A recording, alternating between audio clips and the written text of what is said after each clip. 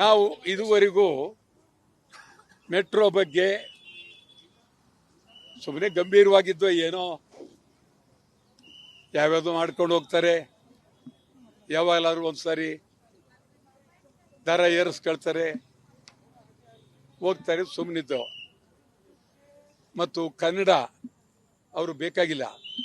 ಅವ್ರು ಯಾರೋ ಆ MDಗಳು ಬರ್ತಾರೆ, ದಿನಕ್ಕೊಬ್ಬ, ಮದ್ರಾಸ್ನಿಂದ ಒಬ್ಬ ಬರ್ತಾನೆ, ಆಂಧ್ರದ ಒಬ್ಬ ಬರ್ತಾನೆ, ಡೆಲ್ಲಿಯಿಂದ ಒಬ್ಬ ಬರ್ತಾನೆ. ಕನ್ನಡ ಗೊತ್ತಿಲ್ಲ, ಅಲ್ಲಿ ಕನ್ನಡ ಭಾಷೆ ನಾಮಫಲಕಗಳು ಸರಿಯಾಗಿಲ್ಲ, ಅಕ್ಷರ ಗೊತ್ತಿಲ್ಲ, ಕನ್ನಡ ಅಂದರೆ ಎನ್ನಡ ಅಂತ ಬರೀತಾರೆ, ಒಂದು ಗೊತ್ತಿಲ್ಲ ಅವ್ರಿಗೆ. ಇದು ದರಿದ್ರ. ನಾವು ಬೀದಿಗೆ ಇಳಿತಾ ಇದ್ದೀವಿ ಈಗ. ಮೆಟ್ರೋ ಇದು ಇವರು BJPಯವರುವೇ ದರೋಡೆಕೋರರು, ಕಾಂಗ್ರೆಸ್ನವರುವೇ ದರೋಡೆಕೋರರು, ಅದಲ್ಲೇನು ಅನುಮಾನ ಪಡಬೇಡಿ. ಒಂದು ಇಂಚು ಇಂದು ಮುಂದಿಲ್ಲ. ಈಗ ನಾವು ಈ ಸಂದರ್ಭದಲ್ಲಿ ಕನ್ನಡ ಚಳುವಳಿಗಾರರು ಬೀದಿಗಿಳಿಬೇಕಾಗಿದೆ. ನಾವು ಮಾರ್ಚ್ 7ನೇ ತಾರೀಕು ಬೆಂಗಳೂರು ಸಂಪೂರ್ಣ ಮೆಟ್ರೋ ನಿಲ್ಲಿಸೋ ಮೂಲಕ, ಶಾಂತಿಯುತವಾಗಿ ನಿಲ್ಲಿಸೋ ಮೂಲಕ ಹೋರಾಟ ಮಾಡಬೇಕು ಅಂತೇಳಿ ತೀರ್ಮಾನ ಮಾಡಿದ್ದೇವೆ. ಅಷ್ಟರೊಳಗೆ ಅವರು ದರ ಕಾಯಂ ಆಗಿ ನಾವು ಹಿಂದೆ ಪಡೆದಿದ್ದೀವಿ ಅಂಥೇಳಿ ಈಗ ತಾತ್ಕಾಲಿಕವಾಗಿ ಪಡೆದಿದ್ದಾರೆ. ಕಾಯಂ ಆಗಿ ಪಡೆದಿದ್ದೀವಿ ಅಂತ ಹೇಳಿದ್ರೆ ಆಗ ನಾವು ಮಾತಾಡ್ತೀವಿ. ಮತ್ತು ಈ ಮಧ್ಯ ನಾನು ಮೆಟ್ರೋ ನಾನೇ ಪ್ರಯಾಣ ಮಾಡ್ತೀನಿ. 2 ದಿವಸಕ್ಕೊಂದು ಸಾರಿ ಎಲ್ಲ ಕಡೆ ಪ್ರಯಾಣ ಮಾಡಿ ಅವರ ಮೆಟ್ರೋ ಪ್ರಯಾಣಿಕರ ಪರಿಸ್ಥಿತಿ, ಅವರ ನೋವು, ಅರಿವನ್ನು ನಾನು ಅರಿತುಕೊಂಡು ಮೆಟ್ರೋ ಬೆಂಗಳೂರಿನಲ್ಲಿ ರೇಟ್ ಜಾಸ್ತಿ, ಆಂಧ್ರದಲ್ಲಿಲ್ಲ, ಬೇರೆ ಬೇರೆ ರಾಜ್ಯದಲ್ಲಿಲ್ಲ, ಇಲ್ಲಿ ಮಾತ್ರ ಸಿಕ್ಕಾಪಟ್ಟೆ ಏರಿಸ್ತಾರೆ. ಕೇಳೋರಿಲ್ಲ, ಹೇಳೋರಿಲ್ಲ. ನಮ್ಮ ಪಾರ್ಲಿಮೆಂಟ್ ಮೆಂಬರ್ಗಳು ರಾಜಕಾರಣ ಮಾಡ್ತಾ ಇದ್ದಾರೆ. ಅವರಿಗೆ ಗೌರವವಾಗಿ ಆತ್ಮ ಮುಟ್ಟು ನೋಡ್ಕೊಳ್ಬೇಕು. ಅವರು ಪಾರ್ಲಿಮೆಂಟ್ಲಿದ್ದಾರೆ. ಈ ರಾಜ್ಯದ ಸಮಸ್ಯೆಗಳು ಏನು ಅನ್ನೋದ ಇವತ್ತವರೆಗೆ ಒಬ್ಬ ಪ್ರಾಮಾಣಿಕವಾಗಿ ಹೋರಾಟ ಮಾಡಲಿಲ್ಲ. ಬೆಂಗಳೂರು ಸದಸ್ಯರಾಗಲಿ, ಹೊರಗಡೆ ಸದಸ್ಯರಾಗಲಿ, ಕರ್ನಾಟಕಕ್ಕಾಗಿರುವ ಅನ್ಯಾಯದ ಬಗ್ಗೆ ಒಬ್ಬರು ದನಿ ಎತ್ತಲಿಲ್ಲ. ಪಾರ್ಲಿಮೆಂಟಿನ ಮುಂದೆ ಸತ್ಯಾಗ್ರಹ ಮಾಡಲಿಲ್ಲ, ಗಲಾಟೆ ಮಾಡಲಿಲ್ಲ, ಪ್ರಧಾನಿ ಮುಂದೆ ಧರಣ ಮಾಡಲಿಲ್ಲ, ಪಾರ್ಲಿಮೆಂಟ್ ಒಳಗೆ ಕಪ್ಪು ಬಾವುಟ ಹಿಡಿಲಿಲ್ಲ. ಬೇರೆ ರಾಜ್ಯದವರು ಶಕ್ತಿಯುತವಾಗಿ ಹೋರಾಟ ಮಾಡ್ತಾವ್ರೆ. ನಮ್ಮವರು ಕಂಪ್ಲೀಟ್ ಹೈಕಮಾಂಡ್ನ ಗುಲಾಮರಾಗಿದ್ದಾರೆ. ಹಿಂದಿ ಗುಲಾಮರಾಗಿದ್ದಾರೆ, ಡೆಲ್ಲಿ ಗುಲಾಮರಾಗಿದ್ದಾರೆ. ನಾವು ತೀವ್ರವಾಗಿ ಹೋರಾಟ ಮಾಡಬೇಕಾಗಿದೆ. ಇದ್ರ ಜೊತೆಗೆ ಬೆಂಗಳೂರಲ್ಲಿ ನಡೆಯುವ ಚುನಾವಣೆ, ಮುಂದಿನ ಚುನಾವಣೆಯಲ್ಲಿ ಬೆಂಗಳೂರಿಗಾಗಿ, ಬೆಂಗಳೂರಿನ ಅಭಿವೃದ್ಧಿಗಾಗಿ, ಬೆಂಗಳೂರಿನಲ್ಲಿ ಕನ್ನಡಿಗರನ್ನು ಉಳಿಸುವುದಕ್ಕಾಗಿ ಇಡೀ ಎಲ್ಲ ಕ್ಷೇತ್ರದಲ್ಲೂ ಕನ್ನಡ ಚಳವಳಿಗಾರರು ಸ್ಪರ್ಧೆ ಮಾಡ್ತೀವಿ. ಕನಿಷ್ಠ ನಮಗೆ 100 ಬೇಕಾಗಿಲ್ಲ, 10 ಜನ ಗೆದ್ದರೆ ಸಾಕು. ಇಡೀ ಸಭೆಯಲ್ಲಿ ರಾಜ್ಯದ ಮತ್ತು ಕನ್ನಡಿಗರ ಸಮಸ್ಯೆ ಬಗ್ಗೆ ತೀವ್ರವಾಗಿ ಹೋರಾಟವನ್ನು ಮಾಡ್ತೇವೆ. ಇದೇ ಸಂದರ್ಭದಲ್ಲಿ ಮತ್ತೊಂದು ಬಹಳ ಗಂಭೀರವಾದಂಥ ಪರಿಸ್ಥಿತಿ, ಮಹಾತ್ಮ ಗಾಂಧೀಜಿಯವರ ಹೆಸರನ್ನ ಜಾಹೀರಾತು ಮೂಲಕ ದುರ್ಬಳಕೆ ಆಗ್ತಾ ಇದೆ. ಅದೊಂದೇ ಅಲ್ಲ, ಗೂಡ್ಸೆ ಹುತಾತ್ಮ ಅಂತ ಹೇಳಿ ಅವನ್ನ ಬೆಂಬಲಿಸ್ತಾ ಇದ್ದಾರೆ. ಇದು RSS ಅವರದು, BJPಯವರ ಹುನ್ನಾರ.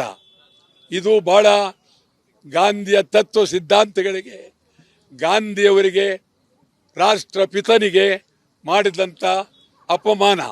ಮೊದಲು RSS ಅವರು ತಮ್ಮ ದೊಣ್ಣೆಗಳನ್ನು ಬೀಸಾಕಿ ಬರೀ ಕೈಕಾಲಿನಲ್ಲಿ ನಡಿಬೇಕು, ದೊಣ್ಣೆ ಯಾಕೆ ಅವ್ರಿಗೆ, ಕಾರಣ ಏನು, ದೊಣ್ಣೆ ಯಾರಿಗೆ, ಏನು ಸಂಕೇತ, ಯಾರನ್ನು ಹೊಡೆಯೋದಕ್ಕೆ ದೊಣ್ಣೆ? ಮಹಾತ್ಮ ಗಾಂಧೀಜಿಯವರ ದೊಣ್ಣೆಯ ಬಗ್ಗೆ ಮಾತನಾಡ್ತೀರಿ, ಅವರ ಬಗ್ಗೆ ಇದು ಮಾಡ್ತೀರಿ. ಹುಷಾರ್, ಮಹಾತ್ಮ ಗಾಂಧಿ ಈ ದೇಶದ ದೇವರು. ಮಹಾತ್ಮ ಗಾಂಧೀಜಿಯವ್ರ ಬಗ್ಗೆ ಕರ್ನಾಟಕ ಉದ್ದಗಲಕ್ಕೂ ನಾವು ಪ್ರಾಮಾಣಿಕವಾದಂಥ ಹೋರಾಟವನ್ನು ಮಾಡ್ತೇವೆ. ಸಂಪೂರ್ಣವಾಗಿ ಮೆಟ್ರೋ ನಿಲ್ಲಿಸೋದು ಮೊದಲನೇ ಹಂತ. ಸಂಪೂರ್ಣವಾಗಿ ಎಲ್ಲಿಂದ ಸ್ಟಾರ್ಟ್ ಆಗುತ್ತೆ, ಎಲ್ಲೆಲ್ಲಿ ಹೋಗುತ್ತೆ, ಎಲ್ಲ ಕಡೆ ನಾನು ಪ್ರವಾಸ ಮಾಡ್ತೀನಿ. ಎಲ್ಲರಿಗೂ ಹೇಳಿ, ಖಂಡಿತ ಯಾರು ಮೆಟ್ರೋ ಹತ್ತಬೇಡಿ ಅಂತ ಹೇಳಿ ಒಂದು ದಿನ ಸರ್ಕಾರಕ್ಕೆ ಎಚ್ಚರಿಕೆಯನ್ನು ಕೊಡ್ತೇವೆ. ಖಂಡಿತ ಪ್ರಯಾಣಿಕರು ಸಹಕಾರ ಮಾಡಬೇಕು, ಅವ್ರಿಗೋಸ್ಕರವೇ ಚಳುವಳಿ ಮಾಡ್ತಾ ಇರೋದು. ಆದ್ದರಿಂದ ಕನ್ನಡ ಚಳುವಾಟ ಪಕ್ಷ ತೀವ್ರವಾಗಿ ಹೋರಾಟವನ್ನು ಮಾಡ್ತೀವಿ. ನಾವು ಇದುವರೆಗೂ ಮೆಟ್ರೋ ಬಗ್ಗೆ ಸುಮ್ಮನೆ ಗಂಭೀರವಾಗಿದ್ದು ಏನೋ ಯಾವ್ಯಾವುದೋ ಮಾಡ್ಕೊಂಡು ಹೋಗ್ತಾರೆ, ಯಾವಾಗಲಾದ್ರೂ ಒಂದ್ಸಾರಿ ದರ ಏರಿಸ್ಕೊಳ್ತಾರೆ, ಹೋಗ್ತಾರೆ, ಸುಮ್ಮನಿದ್ದು. ಮತ್ತು ಕನ್ನಡ ಅವರು ಬೇಕಾಗಿಲ್ಲ. ಅವ್ರು ಯಾರೋ ಆ MDಗಳು ಬರ್ತಾರೆ, ದಿನಕ್ಕೊಬ್ಬ, ಮದ್ರಾಸಿಂದ ಒಬ್ಬ ಬರ್ತಾನೆ, ಆಂಧ್ರದ ಒಬ್ಬ ಬರ್ತಾನೆ, ಡೆಲ್ಲಿಯಿಂದ ಒಬ್ಬ ಬರ್ತಾನೆ. ಕನ್ನಡ ಗೊತ್ತಿಲ್ಲ, ಅಲ್ಲಿ ಕನ್ನಡ ಭಾಷೆ ನಾಮಫಲಕಗಳು ಸರಿಯಾಗಿಲ್ಲ, ಅಕ್ಷರ ಗೊತ್ತಿಲ್ಲ, ಕನ್ನಡ ಅಂದರೆ ಎನ್ನಡ ಅಂತ ಬರೀತಾರೆ, ಒಂದು ಗೊತ್ತಿಲ್ಲ ಅವ್ರಿಗೆ. ಇದು ದರಿದ್ರ. ನಾವು ಬೀದಿಗೆ ಇಳಿತಾ ಇದ್ದೀವಿ ಈಗ. ಮೆಟ್ರೋ ಇದು ಇವರು BJPಯವರುವೇ ದರೋಡೆಕೋರರು, ಕಾಂಗ್ರೆಸ್ನವರುವೇ ದರೋಡೆಕೋರರು, ಅದರಲ್ಲೇನು ಅನುಮಾನ ಪಡಬೇಡಿ. ಒಂದು ಇಂಚು ಹಿಂದೆ ಮುಂದಿಲ್ಲ. ಈಗ ನಾವು ಈ ಸಂದರ್ಭದಲ್ಲಿ ಕನ್ನಡ ಚಳುವಳಿಗಾರರು ಬೀದಿಗಿಳಿಬೇಕಾಗಿದೆ.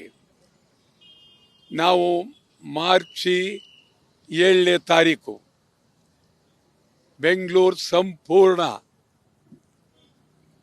ಮೆಟ್ರೋ ನಿಲ್ಲಿಸೋ ಮೂಲಕ, ಶಾಂತಿಯುತವಾಗಿ ನಿಲ್ಲಿಸೋ ಮೂಲಕ ಹೋರಾಟ ಮಾಡಬೇಕು ಅಂತೇಳಿ ತೀರ್ಮಾನ ಮಾಡಿದ್ದೇವೆ.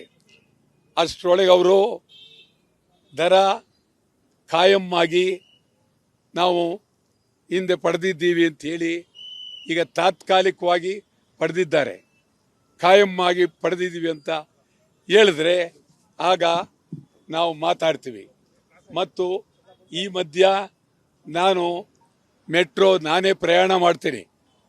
2 ದಿವಸಕ್ಕೊಂದ್ಸಾರಿ ಎಲ್ಲ ಕಡೆ ಪ್ರಯಾಣ ಮಾಡಿ ಅವರ ಮೆಟ್ರೋ ಪ್ರಯಾಣಿಕರ ಪರಿಸ್ಥಿತಿ, ಅವರ ನೋವು, ಅರಿವನ್ನು ನಾನು ಅರಿತುಕೊಂಡು ಮೆಟ್ರೋ ಬೆಂಗಳೂರಿನಲ್ಲಿ ರೇಟ್ ಜಾಸ್ತಿ, ಆಂಧ್ರದಲ್ಲಿಲ್ಲ, ಬೇರೆ ಬೇರೆ ರಾಜ್ಯದಲ್ಲಿಲ್ಲ, ಇಲ್ಲಿ ಮಾತ್ರ ಸಿಕ್ಕಾಪಟ್ಟೆ ಏರಿಸ್ತಾರೆ. ಕೇಳೋರಿಲ್ಲ, ಹೇಳೋರಿಲ್ಲ. ನಮ್ಮ ಪಾರ್ಲಿಮೆಂಟ್ ಮೆಂಬರ್ಗಳು ರಾಜಕಾರಣ ಮಾಡ್ತಾ ಇದ್ದಾರೆ. ಅವರಿಗೆ ಗೌರವವಾಗಿ ಆತ್ಮ ಮುಟ್ಟು ನೋಡ್ಕೊಳ್ಬೇಕು. ಅವರು ಪಾರ್ಲಿಮೆಂಟ್ಲಿದ್ದಾರೆ. ಈ ರಾಜ್ಯದ ಸಮಸ್ಯೆಗಳು ಏನು ಅನ್ನೋದ ಇವತ್ತವರೆಗೆ ಒಬ್ಬ ಪ್ರಾಮಾಣಿಕವಾಗಿ ಹೋರಾಟ ಮಾಡಲಿಲ್ಲ. ಬೆಂಗಳೂರು ಸದಸ್ಯರಾಗಲಿ, ಹೊರಗಡೆ ಸದಸ್ಯರಾಗಲಿ, ಕರ್ನಾಟಕಕ್ಕಾಗಿರುವ ಅನ್ಯಾಯದ ಬಗ್ಗೆ ಒಬ್ಬರು ದನಿ ಎತ್ತಲಿಲ್ಲ.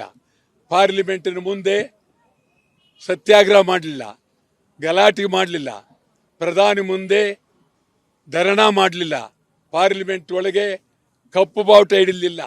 ಬೇರೆ ರಾಜ್ಯದವರು ಶಕ್ತಿಯುತವಾಗಿ ಹೋರಾಟ ಮಾಡ್ತಾವ್ರೆ. ನಮ್ಮವರು ಕಂಪ್ಲೀಟ್ ಹೈಕಮಾಂಡ್ನ ಗುಲಾಮರಾಗಿದ್ದಾರೆ, ಹಿಂದಿ ಗುಲಾಮರಾಗಿದ್ದಾರೆ, ಡೆಲ್ಲಿ ಗುಲಾಮರಾಗಿದ್ದಾರೆ.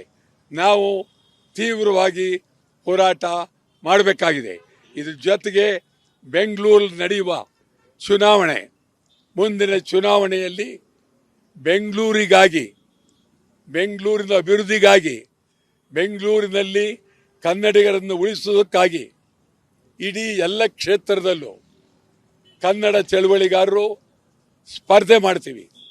ಕನಿಷ್ಠ ನಮಗೆ 100 ಬೇಕಾಗಿಲ್ಲ, 10 ಜನ ಗೆದ್ದರೆ ಸಾಕು. ಇಡೀ ಸಭೆಯಲ್ಲಿ ರಾಜ್ಯದ ಮತ್ತು ಕನ್ನಡಿಗರ ಸಮಸ್ಯೆ ಬಗ್ಗೆ ತೀವ್ರವಾಗಿ ಹೋರಾಟವನ್ನು ಮಾಡ್ತೇವೆ. ಇದೇ ಸಂದರ್ಭದಲ್ಲಿ ಮತ್ತೊಂದು ಬಹಳ ಗಂಭೀರವಾದಂಥ ಪರಿಸ್ಥಿತಿ, ಮಹಾತ್ಮ ಗಾಂಧೀಜಿಯವರ ಹೆಸರನ್ನ ಜಾಹೀರಾತು ಮೂಲಕ ದುರ್ಬಳಕೆ ಆಗ್ತಾ ಇದೆ. ಅದೊಂದೇ ಅಲ್ಲ, ಗೂಡ್ಸೆ ಹುತಾತ್ಮ ಅಂತ ಹೇಳಿ ಅವನ್ನ ಬೆಂಬಲಿಸ್ತಾ ಇದ್ದಾರೆ. ಇದು RSS ಅವರದು, BJPಯವರ ಹುನ್ನಾರ. ಇದು ಬಹಳ ಗಾಂಧಿಯ ತತ್ವ ಸಿದ್ಧಾಂತಗಳಿಗೆ, ಗಾಂಧಿಯವರಿಗೆ, ರಾಷ್ಟ್ರಪಿತನಿಗೆ ಮಾಡಿದಂಥ ಅಪಮಾನ. ಮೊದಲು RSS ಅವರು ತಮ್ಮ ದೊಣ್ಣೆಗಳನ್ನು ಬೀಸಾಕಿ ಬರೀ ಕೈಕಾಲಿನಲ್ಲಿ ನಡಿಬೇಕು. ದೊಣ್ಣೆ ಯಾಕೆ ಅವರಿಗೆ? ಕಾರಣ ಏನು? ದೊಣ್ಣೆ ಯಾರಿಗೆ? ಏನು ಸಂಕೇತ? ಯಾರನ್ನು ಹೊಡೆಯೋದಕ್ಕೆ ದೊಣ್ಣೆ? ಮಹಾತ್ಮ ಗಾಂಧೀಜಿಯವರ ದೊಣ್ಣೆಯ ಬಗ್ಗೆ ಮಾತನಾಡ್ತೀರಿ, ಅವರ ಬಗ್ಗೆ ಇದು ಮಾಡ್ತೀರಿ. ಹುಷಾರ್, ಮಹಾತ್ಮ ಗಾಂಧಿ ಈ ದೇಶದ ದೇವರು. ಮಹಾತ್ಮ ಗಾಂಧೀಜಿಯವರ ಬಗ್ಗೆ ಕರ್ನಾಟಕ ಉದ್ದಗಲಕ್ಕೂ ನಾವು ಪ್ರಾಮಾಣಿಕವಾದಂಥ ಹೋರಾಟವನ್ನು ಮಾಡ್ತೇವೆ. ಸಂಪೂರ್ಣವಾಗಿ ಮೆಟ್ರೋ ನಿಲ್ಲಿಸೋದು ಮೊದಲನೇ ಹಂತ. ಸಂಪೂರ್ಣವಾಗಿ ಎಲ್ಲಿಂದ ಸ್ಟಾರ್ಟ್ ಆಗುತ್ತೆ, ಎಲ್ಲೆಲ್ಲಿ ಹೋಗುತ್ತೆ, ಎಲ್ಲ ಕಡೆ ನಾನು ಪ್ರವಾಸ ಮಾಡ್ತೀನಿ. ಎಲ್ಲರೂ ಹೇಳಿ, ಖಂಡಿತ ಯಾರು ಮೆಟ್ರೋ ಹತ್ತಬೇಡಿ ಅಂತ ಹೇಳಿ ಒಂದು ದಿನ ಸರ್ಕಾರಕ್ಕೆ ಎಚ್ಚರಿಕೆಯನ್ನು ಕೊಡ್ತೇವೆ. ಖಂಡಿತ ಪ್ರಯಾಣಿಕರು ಸಹಕಾರ ಮಾಡಬೇಕು, ಅವ್ರಿಗೋಸ್ಕರವೇ ಚಳುವಳಿ ಮಾಡ್ತಾ ಇರೋದು. ಆದ್ದರಿಂದ ಕನ್ನಡ ಚಳುವಾಟ ಪಕ್ಷ ತೀವ್ರವಾಗಿ ಹೋರಾಟವನ್ನು ಮಾಡ್ತೀವಿ.